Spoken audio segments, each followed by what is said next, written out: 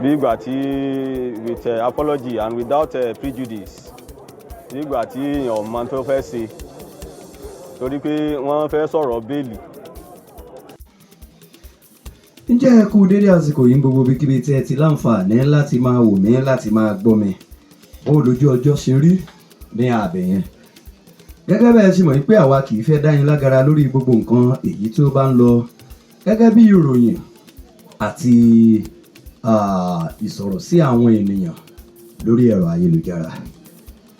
lórí ọ̀rọ̀ arákùnrin Abajade Tani Olohun lélẹ̀ tó jẹ́ pé ó ti wà ní àhámọ́ láti bí ọ̀sẹ̀ 2 sí 3 ní ìlú Ìlọrin tígbẹ́jọ́ rẹ̀ tó dẹ̀ ń lọ. àná alánà yìí ó ní wọ́n tún pàdé nílé ẹjọ́, ṣùgbọ́n nǹkan tó yanu lẹ́nu jù náà ni wípé àwọn adájọ́ àtàwọn èèyàn mẹ́ẹ̀ tó jẹ́ pé wọ́n jẹ́ alátìlẹyìn fún arákùnrin náà wọ́n challenge ilé ẹjọ́ wípé ṣé ilé ẹjọ́ tí ẹjọ́ yẹn ti wà níwájú rẹ̀ ṣé ó ní ẹ̀tọ́ láti ti ṣe ìgbẹ́jọ́ yẹn gangan. gẹ́gẹ́ bá a bá nígbàgbé a ti mú ìròyìn kan náà wá sí ojú ìwòran yín lórí AM Media TV ní pé arákùnrin ọmọ ilé Ṣòwòrẹ́ wọ́n sọ wípé kangaroo court òun náà ní ilé ẹjọ́ yẹn wípé sí ọ̀rọ̀ yẹn tó wà níwájú wọn nígbà tí wọ́n lọ rí bàbá Fẹ́mi Fálànà bàbá wa SAN nígbà tí wọ́n lọ rí wọn. ká má fi ọ̀rọ̀ lẹ̀ sọ̀rọ̀ ní àná alánà yìí wọ́n wà nílé ẹjọ́. àwọn èèyàn kan sọ pé ilé ẹjọ́ fẹ́ lọ sí wọlé strike wọ́n fẹ́ ṣe kinní kan.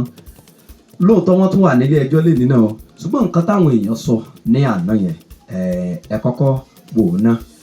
àwọn lọ́ọ̀yà tó jẹ́ pé wọ́n jẹ́ púpọ̀ àwọn non support wọ́n defend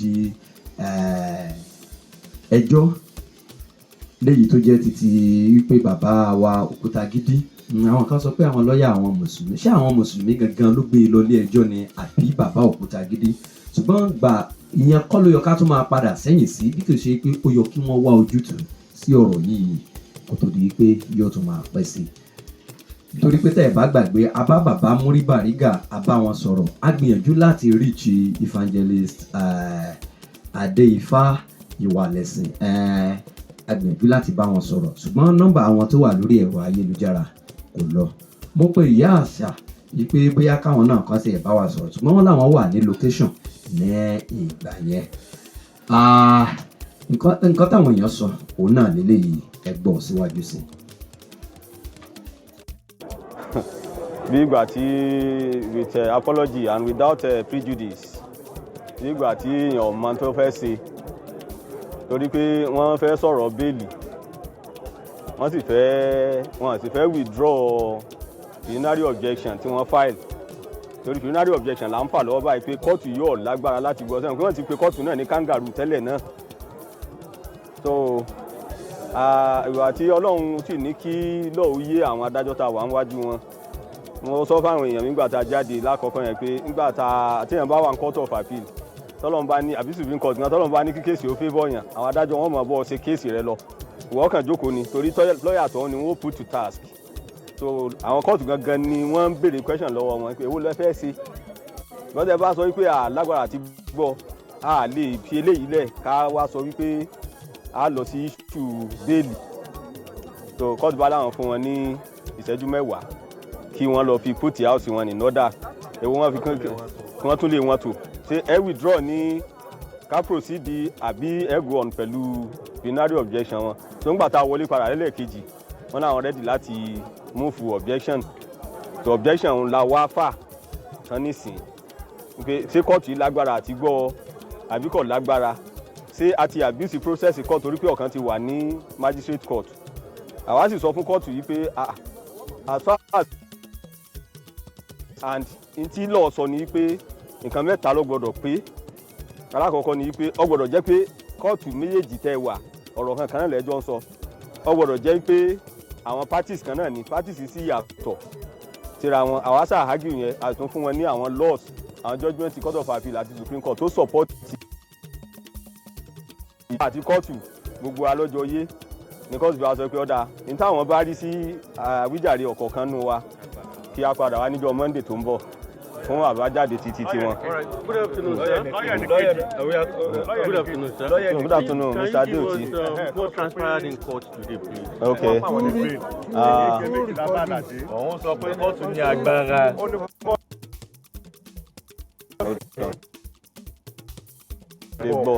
Báwọn bá wá dísà pé báwọn lágbára láti gbọ́ àwọn ìṣòwò àwò pé káwọn fún wọn béèlì o àbí káwọn mọ̀ fún wọn. Ọ̀rọ̀ àwọn lọ́ọ̀yà méjì ó yàtọ̀ síra wọn.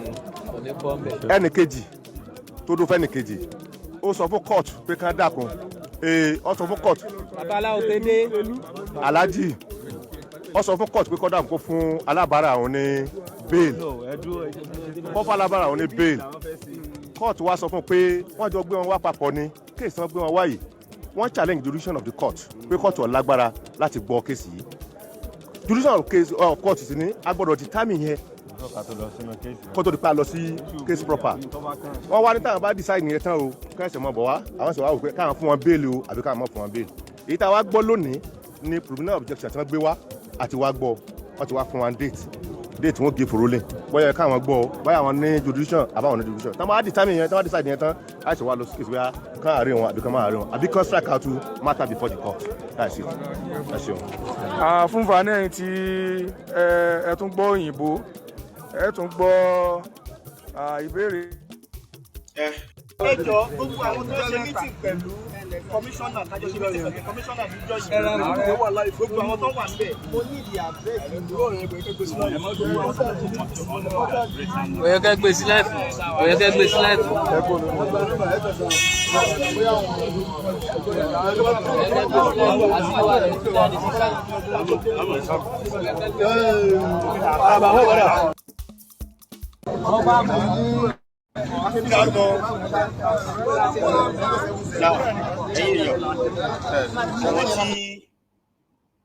wọ́n wá ṣe alátìlẹ́yìn fún Ta Lọ́lọ́hun. Extra large meal. Extra large meal, it be like pounded yam, you fit use am eat different soup. E good for party, can pounded yam, you fit use am eat different soup. E good for party, canteen and even home.